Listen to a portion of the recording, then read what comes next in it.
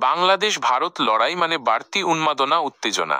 আজকে রাত ৮টায় Asian cup বাছাইয়ে বাংলাদেশের শেষ হোম ম্যাচের প্রতিপক্ষ ভারত।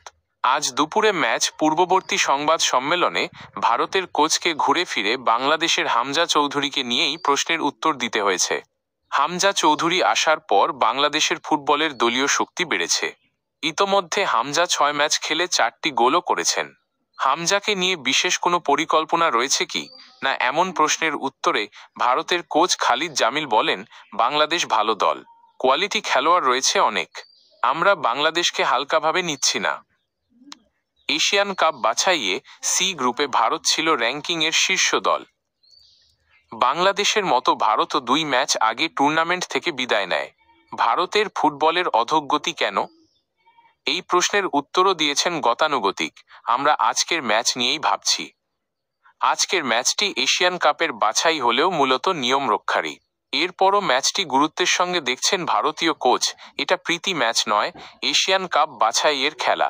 আমরা ম্যাচটি জিততে চাই।